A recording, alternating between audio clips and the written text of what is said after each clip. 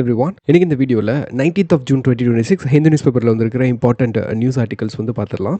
So இன்றைக்கி நம்ம first பார்க்க போகிற நியூஸ் ஆர்டிக்கல் எடிட்டோரியல் பேஜில் வந்திருக்கிற lead news article NFHS national family health survey 6 reveals progress amid nutrition சேலஞ்சஸ்னு கொடுத்துருக்காங்க. So very very important article. Already family health survey பற்றி நம்ம ரீசெண்ட் டைமில் நிறைய டிஸ்கஸ் பண்ணிட்டோம். இதோட கிரிட்டிசிசம்லாம் நம்ம பார்த்துட்டோம். பட் இந்த ஒரு ஆர்டிக்கலில் வந்து பார்த்திங்க அப்படின்னா என்ன மாதிரியான அச்சீவ்மெண்ட், அதுவும் எஸ்பெஷலி இந்த மால் நியூட்ரிஷன் ரிலேட்டடாக நம்ம பண்ணியிருக்கோம் அண்ட் எதில் வந்து லேக் ஆகிறோம் அண்ட் எங்கே ஃபோக்கஸ் பண்ணணும் அப்படின்றத இந்த ஆர்டிக்கலில் எக்ஸ்பிளைன் பண்ணியிருக்காங்க. ஸோ அதனால் இதை நம்ம கொஞ்சம் டீட்டெயிலாக பார்க்கலாம். இது வந்து நமக்கு எப்படி இம்பார்ட்டன்ட் அப்படின்னு சொல்லி கேட்டிங்கன்னா, ஃபர்ஸ்ட் வந்து நம்மளோட ஜென்ரல் ஸ்டடீஸை பொறுத்த வரைக்கும் நீங்கள் வந்து ஒரு இஷ்யூவை, இது வந்து எக்கனாமிக் இஷ்யூ, இது வந்து சோஷியல் இஷ்யூ, இது வந்து பாலிட்டி இஷ்யூ அப்படின்னு சொல்லிட்டு நீங்கள் பிரிக்கக்கூடாது. ஆக்சுவலாக சோஷியல் சயின்ஸை பொறுத்த வரைக்கும் இது எல்லாமே ஒரே சப்ஜெக்ட் தான். ஸோ மல்டி டைமென்ஷனலாக தான் இருக்கும். அந்த பெர்ஸ்பெக்டிவில் தான் நம்ம இஷ்யூஸை வந்து கோ த்ரூ பண்ணணும். அதனால் இந்த டாபிக் வந்து பார்த்தீங்கன்னா GS 3ல் மட்டும் நீங்கள் வந்து லிமிட் பண்ண முடியாது. ஈவன் GS 2,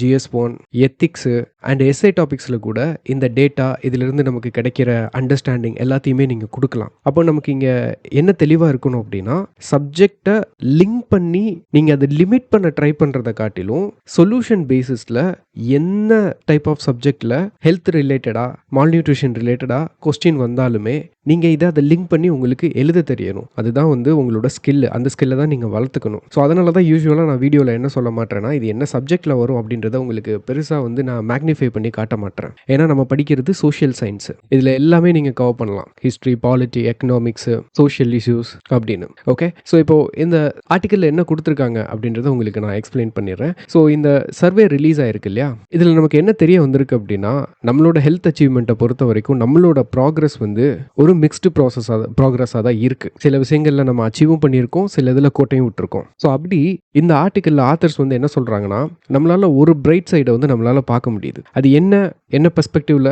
டிஸ்கஸ் பண்ணியிருக்காங்கன்னு பார்க்க போகிறதுக்கு முன்னாடி ஃபர்ஸ்ட் உங்களுக்கு ஒரு இம்பார்ட்டண்ட் அண்டர்ஸ்டாண்டிங் வந்து கொடுத்துட்றேன். அது என்னென்னா, உங்களுக்கு இந்த ஸ்டண்டிங்னா என்ன, வேஸ்டிங்னா என்ன அப்படின்றதுக்கு டிஃப்ரென்ஸ் வந்து தெரிஞ்சிருக்கணும். இப்போ ஒரு குழந்தை இருக்குன்னு வச்சுக்கோங்க.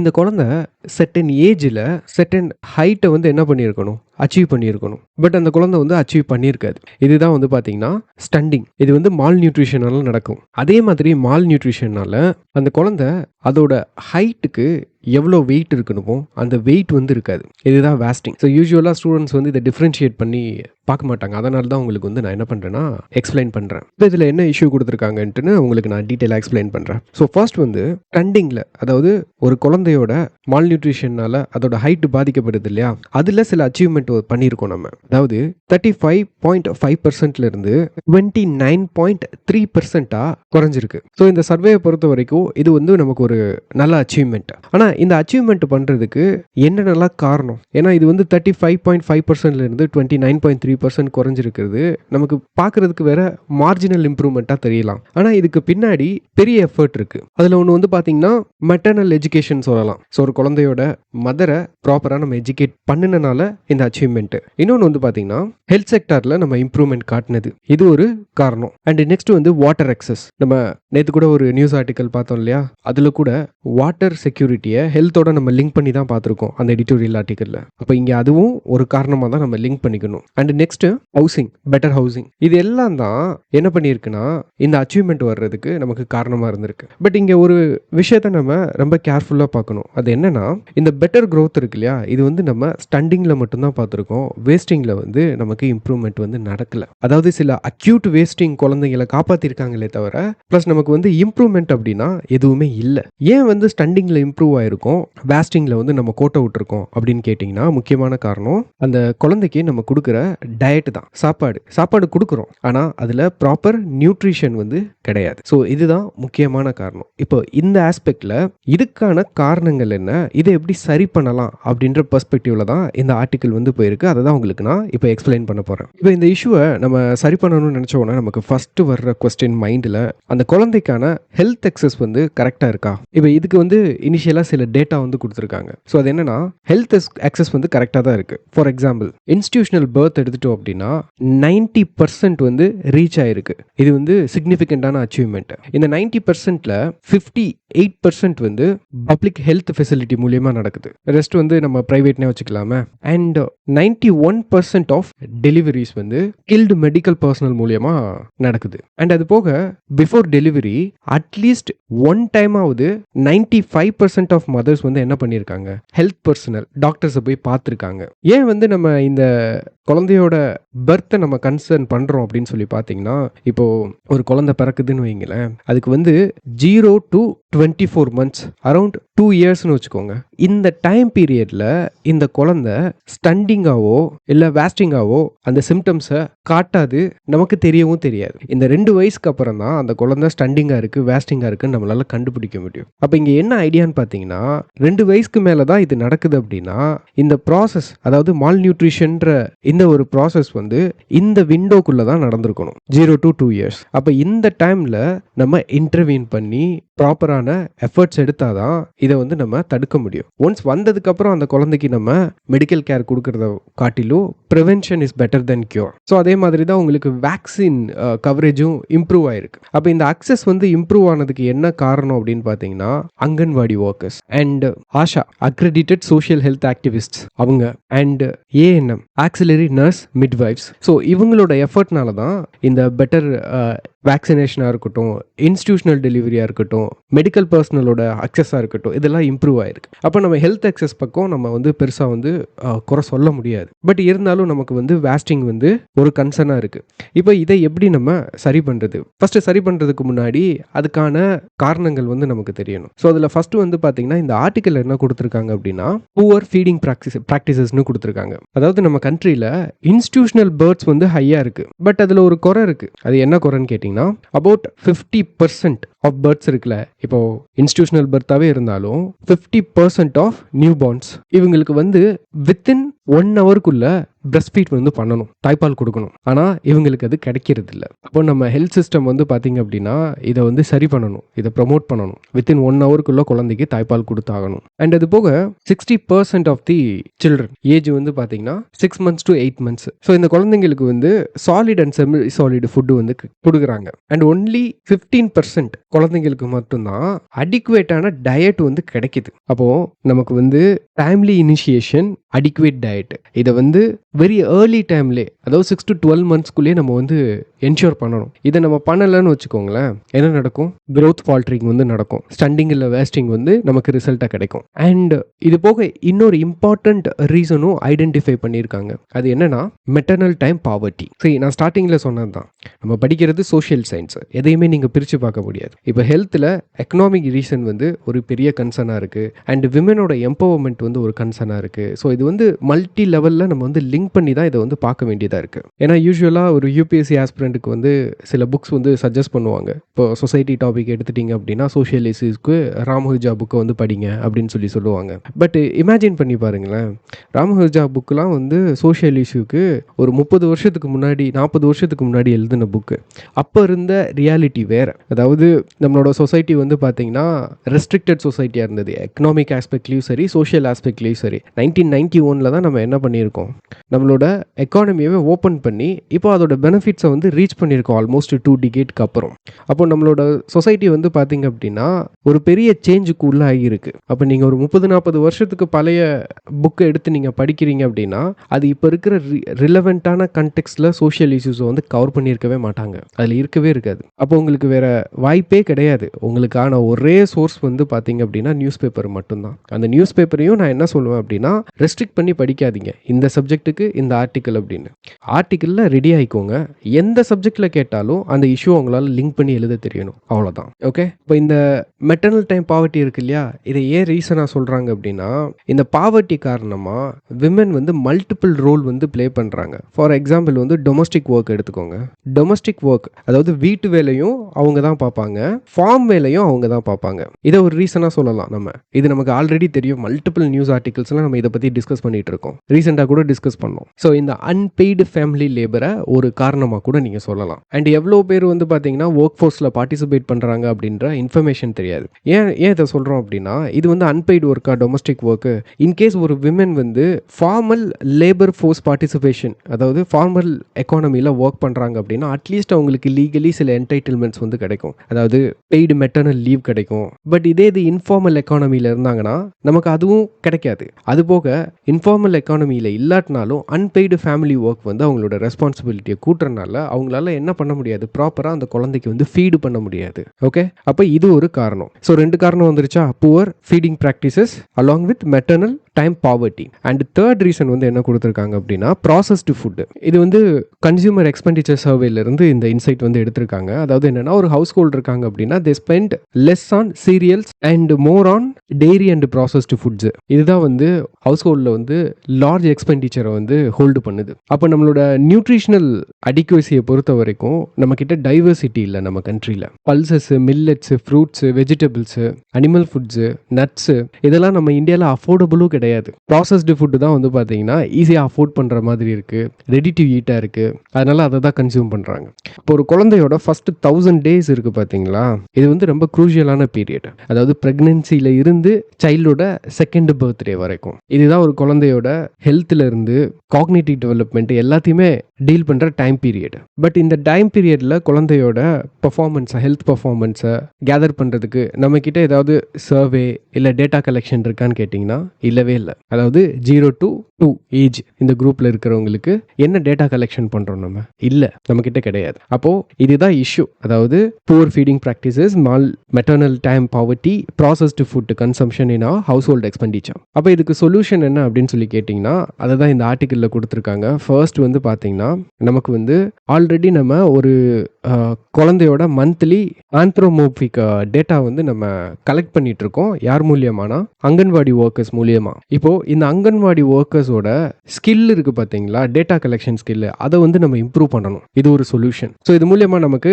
கிடைக்கிற டேட்டாவோட குவாலிட்டி வந்து நமக்கு இன்க்ரீஸ்டாக கிடைக்கும். அந்த டேட்டா வச்சு நம்ம என்ன பண்ணலாம், அங்கன்வாடி ஒர்க்கர்ஸ் மூலியமாவே டைம்லி ஆக்ஷன் வந்து நம்மளால எடுக்க முடியும். அப்போ இதுக்கு நம்ம என்ன பண்ணணும் அப்படின்னா, இதை ப்ராப்பராக கொண்டு போய் சேர்க்கணும்னா அந்த இன்சைட் கொடுக்கணும் இல்லையா. இப்போ இவங்க டேட்டா கலெக்ட் பண்ணிடுவாங்க. கலெக்ட் பண்ணாலுமே இதில் குறை இருக்குன்னு சொல்றதுக்கு நமக்கு நியூட்ரிஷனிஸ்ட் அண்ட் டேட்டா அனலிஸ்ட் வந்து நம்ம டிஸ்ட்ரிக்ட் லெவலில் நம்ம வந்து எடுக்கணும், ரெக்ரூட் பண்ணணும். இன்கேஸ் பாசிபிலிட்டி இருந்தால் டேட்டா டூல்ஸ்க்கான ஆக்சஸையும் நம்ம அங்கன்வாடி ஒர்க்கர்ஸ் கொடுக்கணும். அது மூலியமாக அவங்க பேரண்ட்டையும் சென்சிட்டைஸ் பண்ணிடுவாங்க.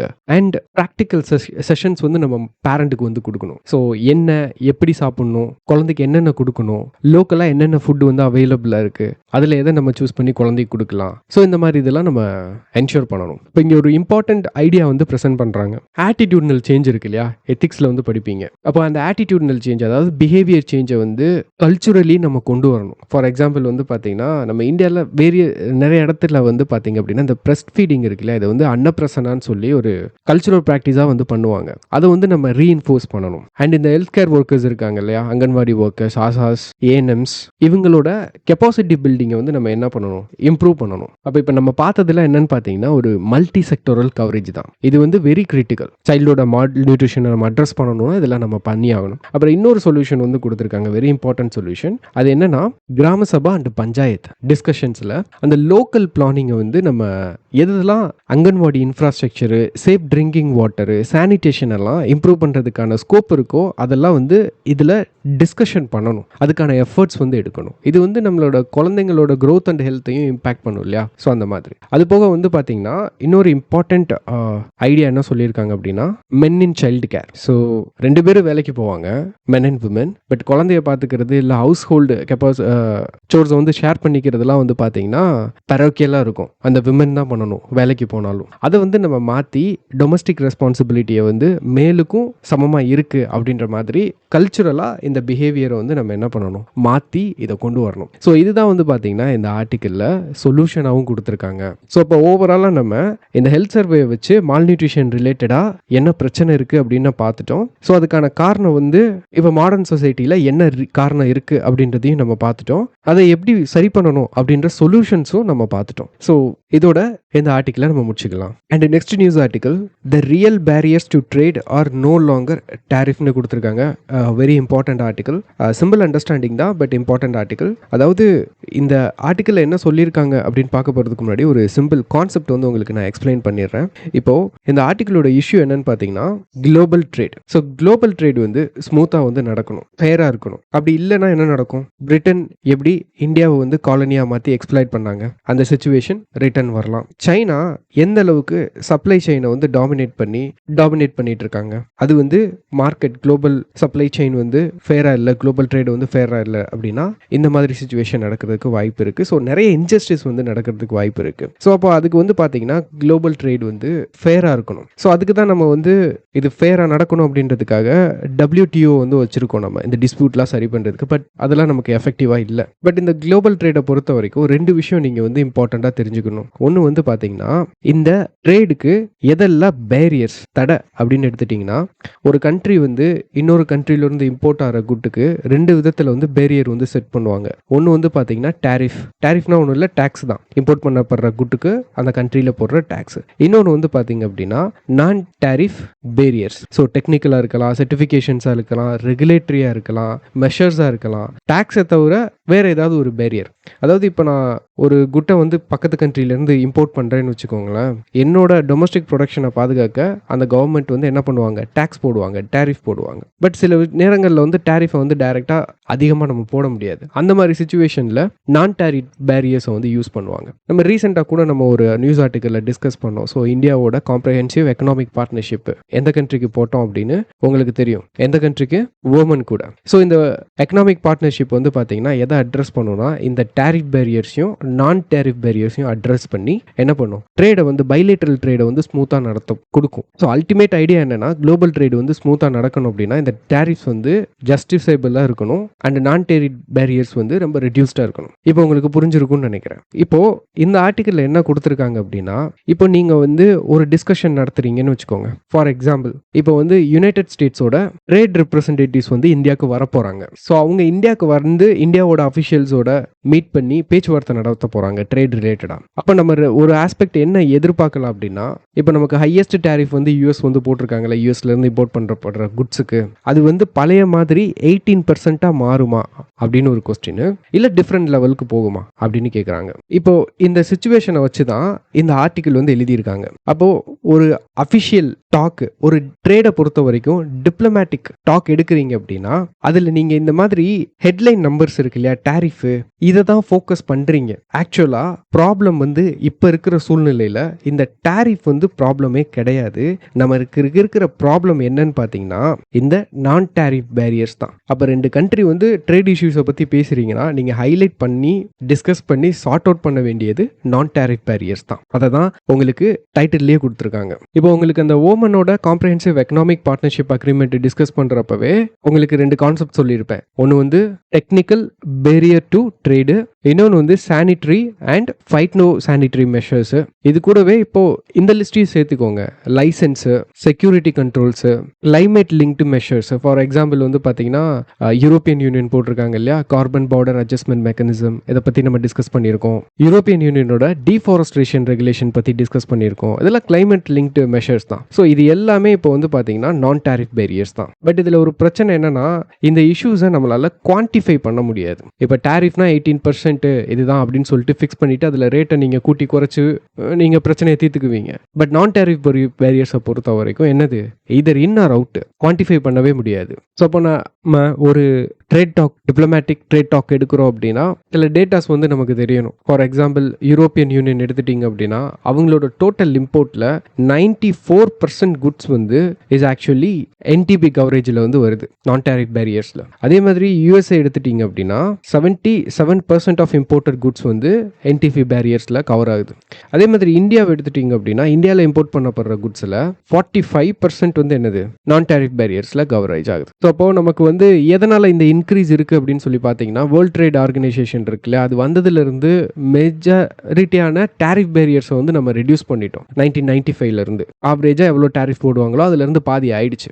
பட் நான் டேரிஃப் பேரியர்ஸ் வந்து பார்த்தீங்கன்னா 10 மடங்கு வந்து அதிகமாக இருக்குது. அப்போ இதுலேருந்து என்ன தெரியுது நமக்கு? வேர்ல்ட் ட்ரேட் ஆர்கனைசேஷன் வந்த உடனே டேரிஃப் பேரியர் குறைஞ்சு அதுக்கு ஈக்குவலாக நான் டேரிஃப் பேரியர்ஸை வந்து இன்க்ரீஸ் பண்ணியிருக்காங்கன்றது நமக்கு தெரியுது. அப்போ இதுக்கெல்லாம் சொல்யூஷன் என்னன்னு கேட்டிங்கன்னா, இம்மீடியட்டாக இந்தியாவுக்கு இருக்கிற ஒரு ஆப்ஷன் வந்து பார்த்தீங்கன்னா ஃப்ரீ ட்ரேட் அக்ரிமெண்ட். ஸோ பைலேட்டரலாவோ இல்லை யூரோப்பியன் யூனியன் மாதிரியான குரூப்பிங்ஸோடையோ நம்ம என்ன பண்ணணும், இந்த ஃப்ரீ ட்ரேட் அக்ரிமெண்ட்டை வந்து நம்ம ஃபோக்கஸ் பண்ணணும். ஏன்னா ஃப்ரீ ட்ரேட் அக்ரிமெண்ட் போட்டோம் அப்படின்னா என்ன பெனிஃபிட் அப்படின்றது உங்களுக்கு தெரியும். சர்டிஃபிகேஷன்ஸை வந்து என்ன பண்ணுக்குவாங்க, மியூச்சுவலாக அக்செப்ட் பண்ணிக்குவாங்க, நான் டேரிஃப் பேரியர்ஸ் வந்து குறையும். ஸோ அதனால் நம்ம இதை ஃபோக்கஸ் பண்ணணும். பட் இதுலேயுமே வந்து பார்த்தீங்கன்னா இந்தியாவுக்கு ஒரு பிரச்சனை இருக்குது. ஏன்னா எஃப்டிஏவோட பர்ஃபார்மன்ஸ் நல்லா நோட் பண்ணிக்கோங்க, ஏதாவது ஆன்சரில் நீங்கள் ரெஃபர் பண்ணிக்கலாம். ஸோ பர்ஃபார்மன்ஸ் எடுத்துட்டிங்க அப்படின்னா இது வந்து ரொம்ப கம்மியாக தான் இருக்குது இந்தியாவுக்கு. நம்ம எத்தனை கண்ட்ரியோட எஃப்டிஏ வந்து போட்டிருக்கோமோ அதெல்லாம் நம்ம ஃபுல் யூட்டிலைசேஷன் பண்ணுறது கிடையாது. ஒன்லி 25% தான் இப்போ வரைக்கும் என்ன பண்ணியிருக்கோம், டோட்டல் எஃப்டிஏல யூஸ் பண்ணியிருக்கோம். அப்போ நம்ம அக்ரிமெண்ட் பண்ணுறது ஒன்றா இருக்குது, பட் அதை வந்து நம்ம ப்ராப்பராக எக்ஸ்ப்ளாய்ட் பண்ணுறது இல்லை. ஓகே, அப்போ இதெல்லாம் மைண்டில் வச்சு இப்போ நம்ம வந்து ரீசெண்டாக யுனைடெட் ஸ்டேட்ஸ் ட்ரேட் ரெப்ரஸன்டேட்டிவ்ஸோட கவர்மெண்ட் மீட் பண்ண போகிறாங்க இல்லையா? அப்போ நான் டேரிஃப் பேரியர்ஸை குறைக்கிறதுக்கான வழி என்னவோ அதை தான் நம்ம ஃபோக்கஸ் பண்ணணும். இதுதான் இந்த ஆர்டிக்கிளோட overall idea. Okay, that's it. Next news article, essential upgrades. The updates to India's statistical systems are welcome albeit long ஓவர்டியூன்னு கொடுத்துருக்காங்க. சி, இதோட இம்பார்ட்டன்ஸ் என்ன அப்படின்னு சொல்லி கேட்டிங்கன்னா, நம்மளோட ஜிடிபி கால்குலேஷன் இருக்கு இல்லையா, இது வந்து ரொம்ப ரொம்ப இம்பார்ட்டன்ட். ஸோ எதுக்காக நம்ம ஜிடிபி வந்து கால்குலேட் பண்ணணும்? ஏன்னா நம்ம இந்தியா எவ்வளோ ப்ரொடியூஸ் பண்ணுது அப்படின்றத நமக்கு தெரிஞ்சாதான் என்ன பண்ண முடியும், நம்ம கவர்மெண்ட்டால் இம்பார்ட்டன்ட் பாலிசி டிசிஷன்ஸ் வந்து எடுக்க முடியும். ஃபார் எக்ஸாம்பிள், இப்போ வந்து ஜிடிபி வந்து ப்ராப்பராக இல்லைன்னு வச்சுக்கோங்களேன், போதுமான அளவு இல்லை அப்படின்னா நம்ம கண்ட்ரியில் போதுமான எக்கனாமிக் ஆக்டிவிட்டி இல்லைன்னு அர்த்தம். அப்போ அந்த எக்கனாமிக் ஆக்டிவிட்டியை ஸ்டிமுலேட் பண்ணுறதுக்கு கவர்மெண்ட் வந்து என்ன பண்ணலாம், ஸ்டிமுலஸ் பேக்கேஜ் வந்து அனௌன்ஸ் பண்ணலாம். லைக் கொரோனா லாக்டவுன் டைமில் பண்ணாங்க இல்லையா, எம்எஸ்எம்இ, ஸோ இந்த மாதிரி இண்டஸ்ட்ரீஸ்க்குலாம் லோனை வந்து அஃபோர்டபுள் ரேட்டில் ப்ரொவைட் பண்ணுறதுக்கு ஸ்டிமுலஸ் பேக்கேஜ் பண்ணலாம். இல்லை அப்படின்னா வெல்ஃபேர் ஸ்கீம்ஸ் இருக்கு இல்லையா, ஸோ அதை வந்து இன்க்ரீஸ் பண்ணலாம். ஸோ இது மூலியமாக என்ன ஆகும், எக்கானமி வந்து ஆக்டிவிட்டி வந்து ஸ்டிமுலேட் ஆகி ப்ரொடக்ஷன் வந்து இன்க்ரீஸ் ஆகும். இல்லை அப்படின்னா ஆர்பிஐ, ஸோ அவங்களோட மானிட்டரி பாலிசி டிசிஷன்ஸ் இருக்கு இல்லையா, அது எடுக்கிறதுக்கு இந்த டேட்டா வந்து தேவை. அப்போ உங்களுக்கு இது புரியுதா? ஜிடிபி வந்து நம்ம கால்குலேட் பண்ணி ஜிடிபி எவ்வளோன்னு தெரிஞ்சுக்கிறதுக்கு மூலியமாக நம்மளால இம்பார்ட்டன்ட் பாலிசி டிசிஷன்ஸ் வந்து நம்ம கண்ட்ரியில் எடுக்க முடியும். அப்போ அதுக்கு ரொம்ப ரொம்ப முக்கியம். ஸோ அப்போ நம்ம இந்த ஜிடிபி க்ரோத் ரேட்டை வந்து நம்ம எந்த அளவுக்கு க்ரோ ஆயிருக்கோம் அப்படின்னு பார்க்கறதுக்கு நம்ம வந்து யூஸ்வலாக ஒரு பேஸ் இயர் வந்து செட் பண்ணிக்குவோம்.